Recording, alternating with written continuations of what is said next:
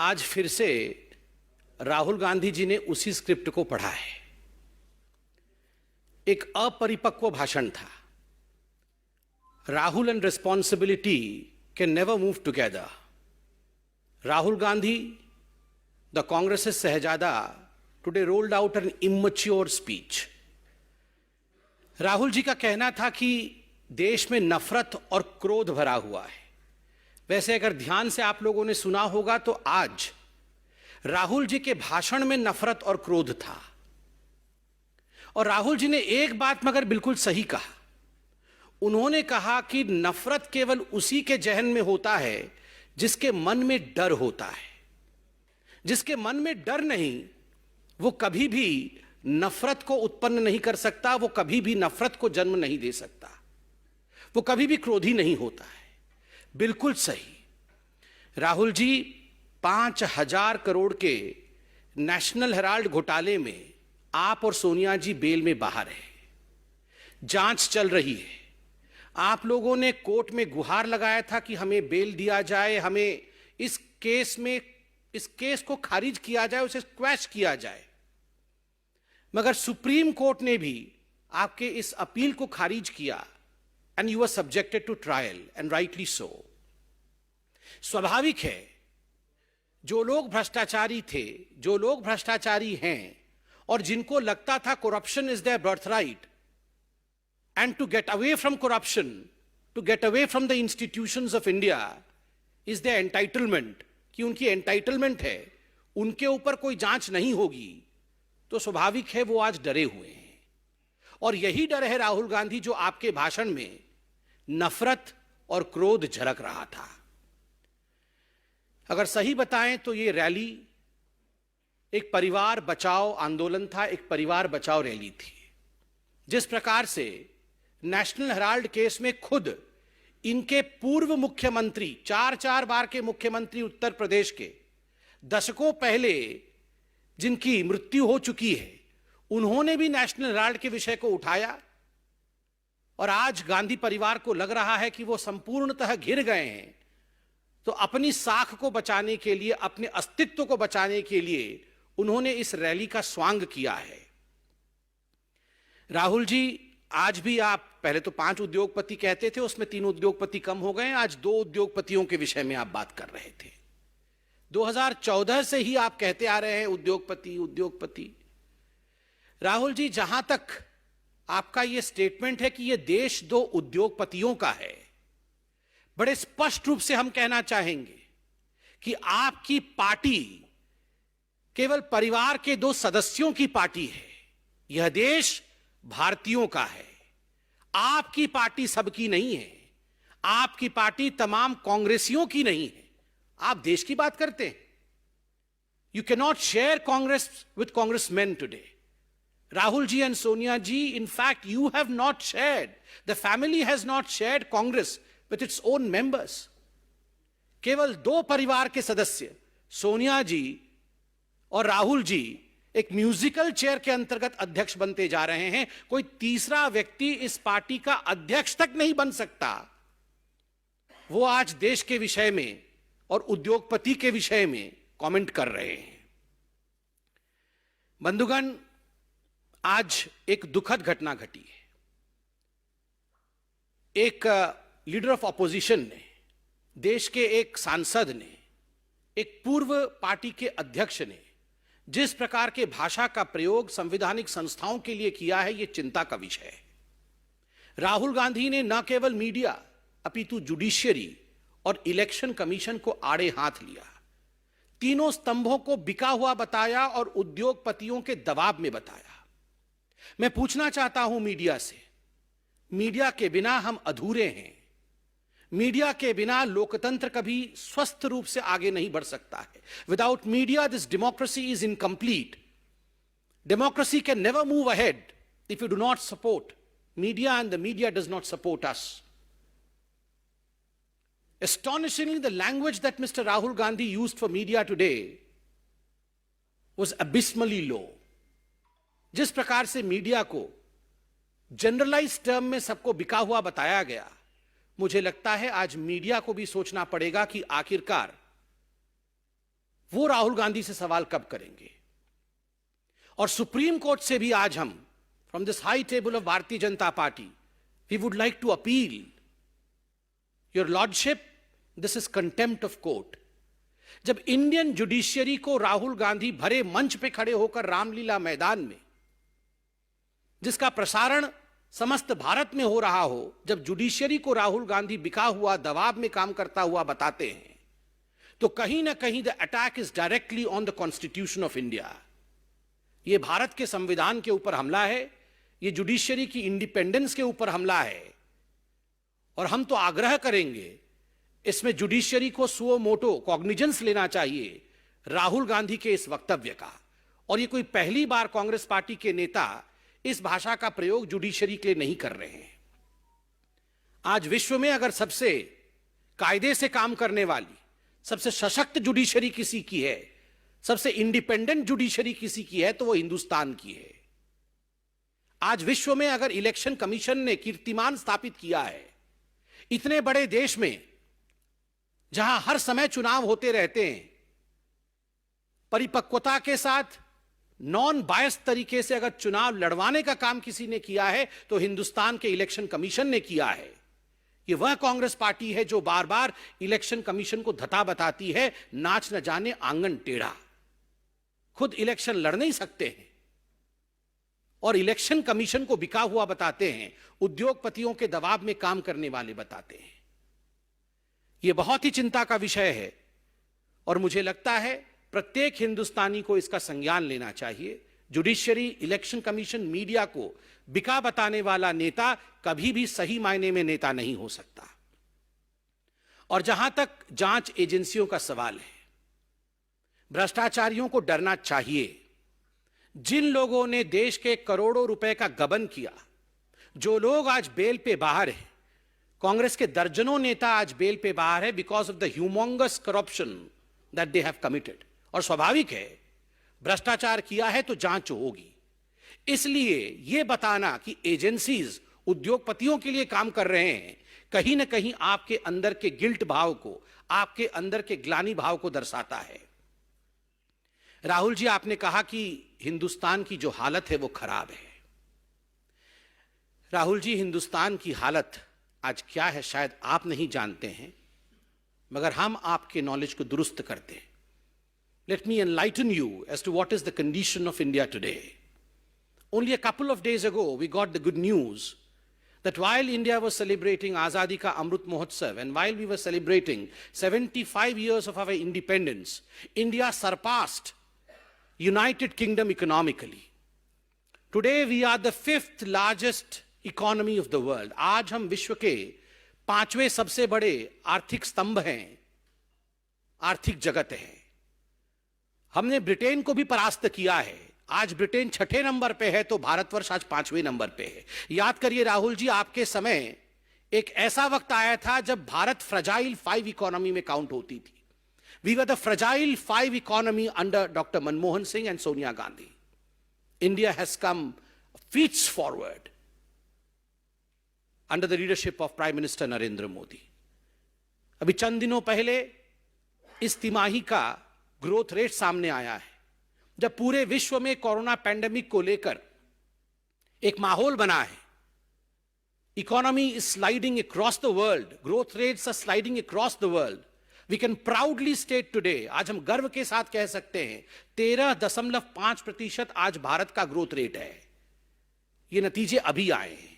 Probably Rahul Gandhi is unaware of these results because anything that is good about India, Rahul dislikes it. Bharat के विषय में कुछ भी अच्छा होता है वो राहुल गांधी को पसंद नहीं है। ब्लूमबर्ग तो राहुल गांधी आप जानते ही होंगे।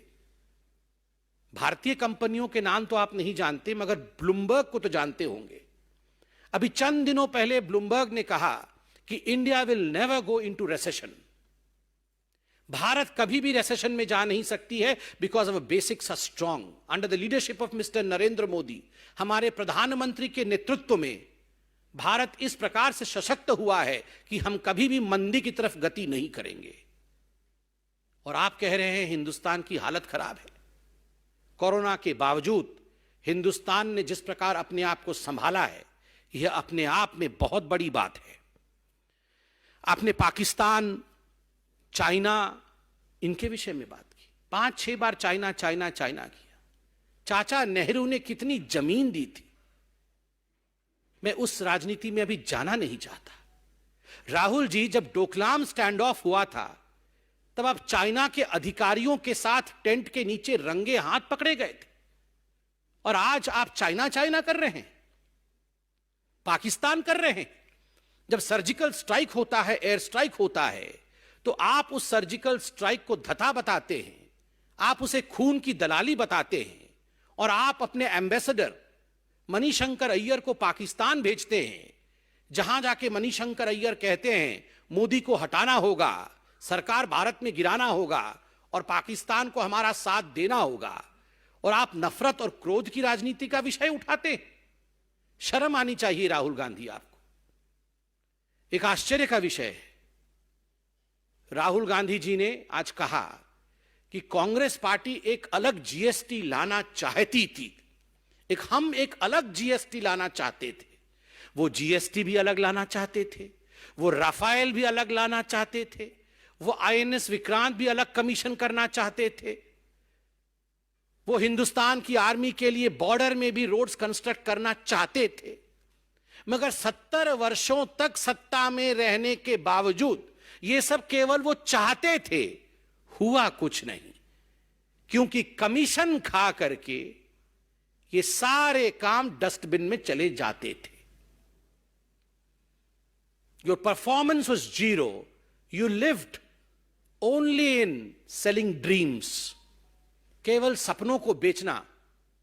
दादाजी कहते थे गरीबी हटाना है, नानी जी कहती थी गरीबी हटाना है, पिताजी कहते थे गरीबी हटाना है, माताश्री कहती थी गरीबी हटाना है। मगर आलम यह था कि 2014 से पहले 22% लोग भारतवर्ष में गरीबी रेखा से नीचे थे, और आज 12% लोग इस गरीबी रेखा से ऊपर उठ चुके हैं, और जो लोग गरीबी रेखा से नीचे रहते हैं वो अब 10% रह गए हैं। तो स्वाभाविक रूप से कौन गरीबी रेखा से ऊपर उठा रहा है और कौन केवल गरीबी हटाओ का नारा देता था और गरीबों के लिए काम नहीं करता था, इस विषय में बताने की आवश्यकता नहीं है। आप सब ने देखा होगा कि कोरोना के बावजूद 0.8% लोग जो अत्यधिक गरीब थे, कोरोना के बावजूद इस आंकड़े में किसी प्रकार की बढ़ोतरी नहीं हुई।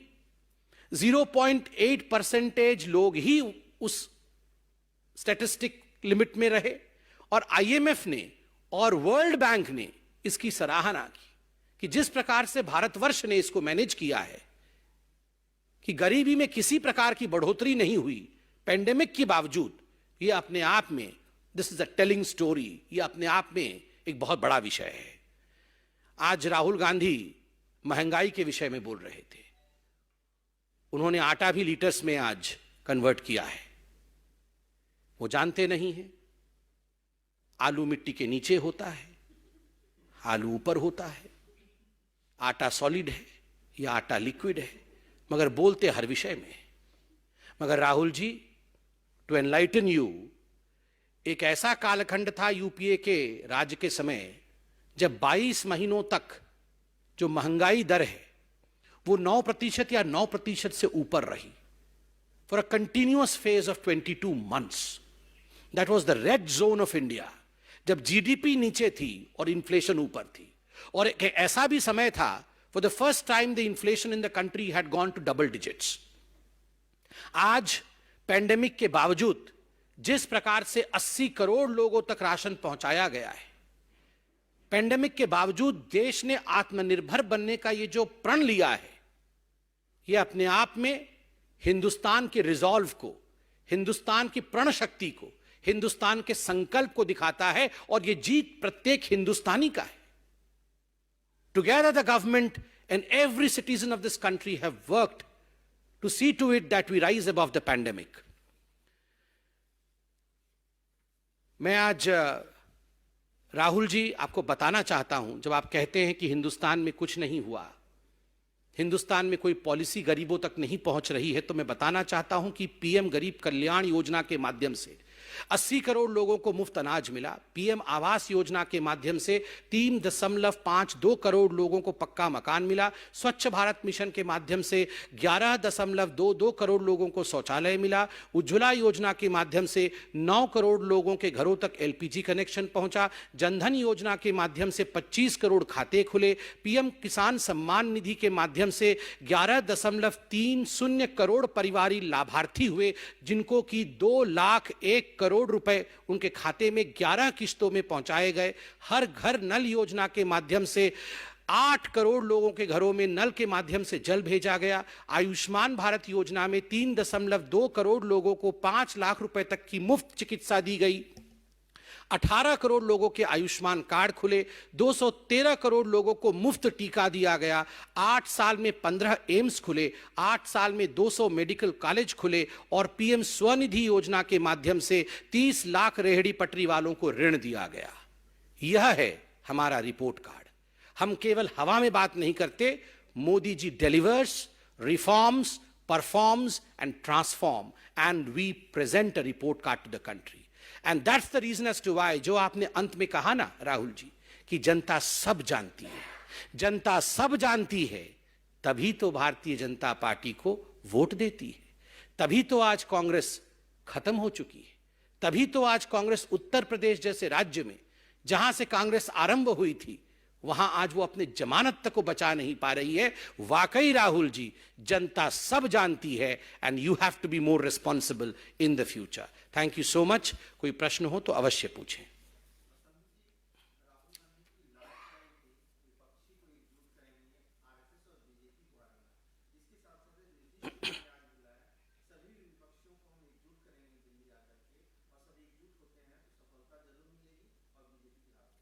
देखिए, राहुल गांधी जी चाहते हैं कि विपक्षी जो है वो एकजुट हो जाए, तो ये एकजुट करने वाला काम मोदी जी, नड्डा जी और अमित शाह जी तो नहीं करेंगे।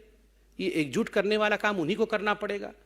तो क्या कारण है एकजुट नहीं हो पा रहे हैं? हम रोके हैं उनको एकजुट होने से। और आप बताइए, 2014 से एकजुट होने का जितने भी इनको हथकंडे अपनाने थे, 2 अच्छे लड़के, आप याद करिए किस प्रकार से बुआ और बबुआ, ये सारे इकट्ठे तो हुए थे। तो उसके बाद भी जो, और सारे हाथ पकड़ करके बेंगलुरु में खड़े भी हुए थे, उसके बाद भी क्या हुआ वो आप सबने देखा है। और वैसे भी जिसके पास कांग्रेस जाती है उस पार्टी का क्या हश्र होता है, यह भी आप लोगों ने देखा है। क्या हुआ समाजवादी पार्टी का? साइकिल आज तक नहीं चल पा रही है। क्या हुआ वहां बिहार में? यह भी आपने देखा है। क्या हुआ महाराष्ट्र में? यह भी आपने देखा है। तो स्वाभाविक है अब बाकी पार्टियों के ऊपर छोड़ दिया जाए, कौन कांग्रेस के साथ आना चाहता है, कौन नहीं।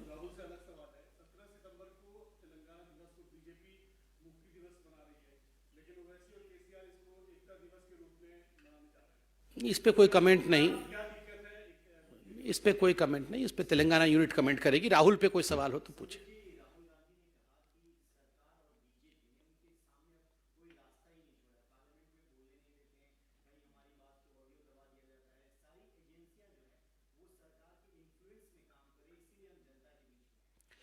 देखिए, पहली बात तो है, जहां तक राहुल गांधी ने आज कहा कि पार्लियामेंट में उन्हें बोलने नहीं दिया जा रहा है, आप मुझे दिखाइए उन्होंने बोलने की कोशिश कब की? पार्लियामेंट जब भी कन्वीन होता है तो ये राहुल गांधी एंड कंपनी तो पार्लियामेंट के बाहर धरना कर रही होती है, वो पार्लियामेंट के अंदर कहां होती है। वो तो बहाने ढूंढते हैं कि कैसे हम पार्लियामेंट न जाएं। और प्रधानमंत्री जी हर सेशन से पहले एक ही अपील करते हैं, और वह भी बिना किसी भेदभाव के, कि आइए मिलकर हम हर समस्या के समाधान को ढूंढे, मिलकर बात करें, डिस्कस करें, डिबेट करें। मगर वहां पेपर फाड़ना, वहां जिस प्रकार का व्यवहार आज राहुल गांधी की पार्टी कर रही है पार्लियामेंट के अंदर, the disruptive modalities that the Congress party has adopted inside parliament, वो हमने देखा है। और कभी कभार राहुल गांधी बोल भी लेते हैं तो लास्ट में खुद ही आंख मार करके खराब कर देते हैं। पिछली बार किसानों के मुद्दे पे बोला था तो अंत में आंख भी मार दिया था।